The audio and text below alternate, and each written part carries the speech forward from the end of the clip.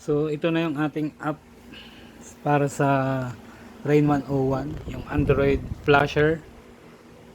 So makikita nyo dito, ayan, stock pa yan, as in bagong reset. Mas maganda yan pag bagong reset para talagang fresh. So stock na stock. So ayan, on natin yung rain controller natin, yung flasher.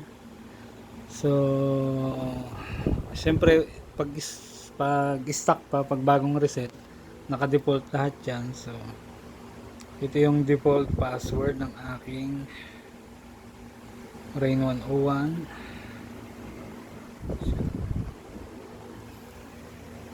So ganyan ang lalabas. Click nyo lang yung default muna. Ayan.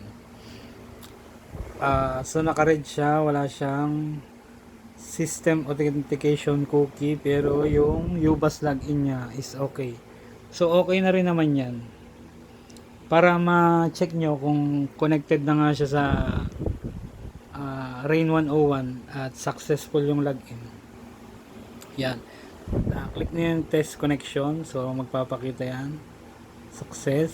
Saka yung device info. Ayan. So ayan, connected na siya. Ayan, yung version niya 7.00.02G. Gagana din to sa 0.2 ay 7.2. Ito 7.00 eh. Gagana rin to sa 7.2. So ayan, successfully connected. So makikita nyo stock firmware. Ayan. Naka-stock yan. So ngayon pa-flash na natin siya sa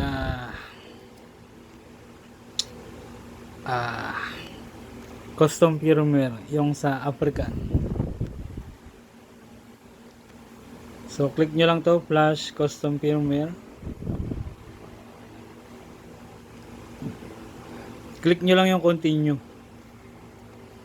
Tapos yan, kahit hindi nyo na i-edit, okay na yan. Tapos yan, makikita nyo yung logs dito. So mas maganda i-set nyo yung screen time ng phone nyo sa at least 15 minutes para hindi siya mag-auto off. So yan, makikita nyo yung logs, nagda-download siya ng file. So wag nyo gagalawin yan para hindi maputol yung download. So ayan, pag mag-off yung screen, medyo basta galawin nyo lang dito sa may logs. Sa ayan, doon kayo pipindot sa may console log. Huwag doon sa mga buttons para hindi maputol yung download. Okay lang galawin yung console log kahit nga i-delete mo yung logs eh. Papakita pa rin yung logs diyan. Huwag lang yung mga buttons sa taas. So yan, medyo malaki yung file kaya antayin lang natin.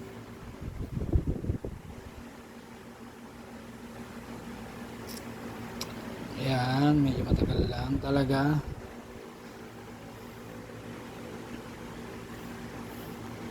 Pwede nating putulin pala yan. Teka. Pero wag na, i-okay na natin. Ayan na natin yan. Dito nga pala may option na mag-unlock muna para magamit nyo yung SIM, ibang SIM kung mahina sa area nyo yung Globe. At pwede rin kayong mag auto band lock muna bago kayo mag open line para sure na stable yung connection, mas mabilis ma-download yung file na kailangan para sa pag flash.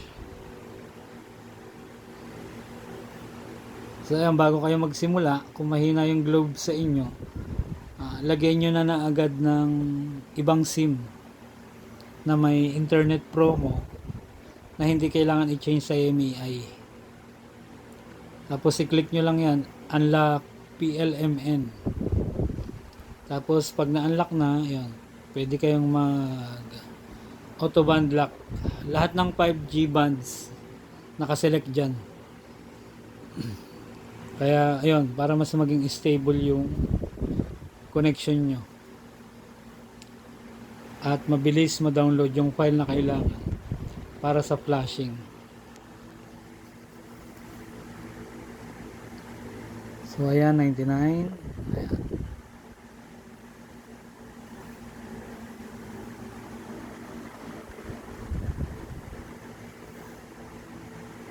So ayan, may lags naman yan bawat steps. Kaya makikita nyo kung nag-fail or nag-success. Yan yung real-time lag na makikita nyo dyan.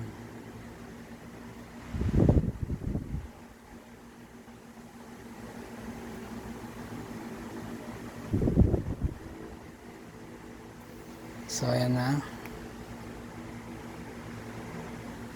Okay, may inip, huwag nyo i-close at i-sure nyo na yung battery percentage ng cellphone nyo ay mataas-taas pa. So ayan, huminto na yung process. Mag-wait lang tayo na mag-reboot yung router. So makikita nyo dito na-access pa. Wala, hindi na siya na-access. So nag-reboot na yung ating Rain 101. So yun na, tapos na yung flashing. Hintayin lang natin mag-up yung ating Rain 101. So since naka Wi-Fi connection naman to, mag-auto disconnect naman yun eh pag nag-reboot yung modem. Tapos i-reconnect nyo na lang. Hintayin natin, titignan natin kung magbabago na yung kulay ng web UI. So ayan, booting pa lang.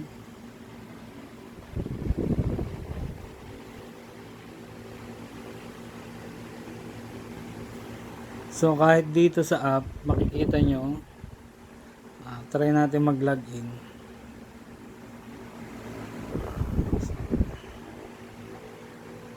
Connect. O ayan, loading lang siya. So may timeout yan. Mag-e-error yan pagka naabot yung timeout. Ayun, so pasok na. Nag-open na yung ating router. So check natin yung device info. So ayan, nagbago na siya. Nagbago na yung software version. So ibig sabihin success yung flashing. So ayan, nagbago na yung kulay. So success na yung flashing. So may option dito na back to stock. Ayan. Yung mga gustong sumubok ng ibang firmware, so may flash back to stock tayo. Libre yan lahat, sama-sama na yan. Tapos meron din ditong check for firmware update. So pag may mga update, isesend ko lang yung URL sa inyo. So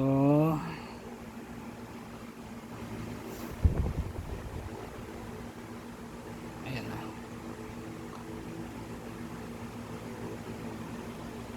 So teka, bakit nagkaganon? Ayan, sige. Check natin kung may update.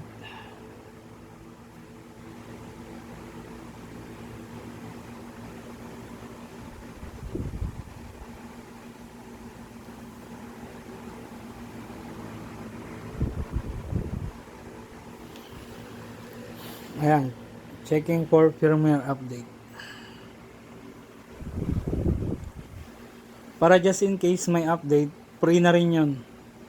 Kayo na rin na mag-update. Pwede nyo nang i-update.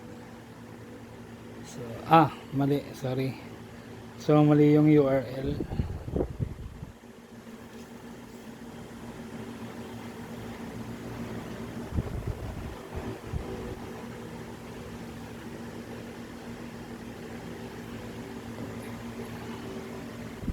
Sorry, mali.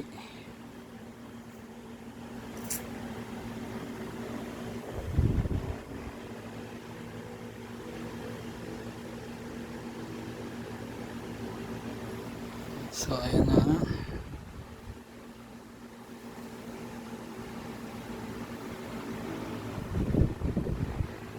So ayan na. Updated na yung ating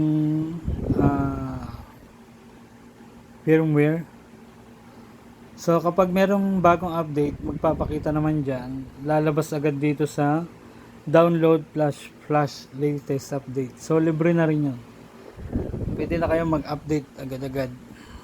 I-announce ko naman yun sa page ko just in case may update.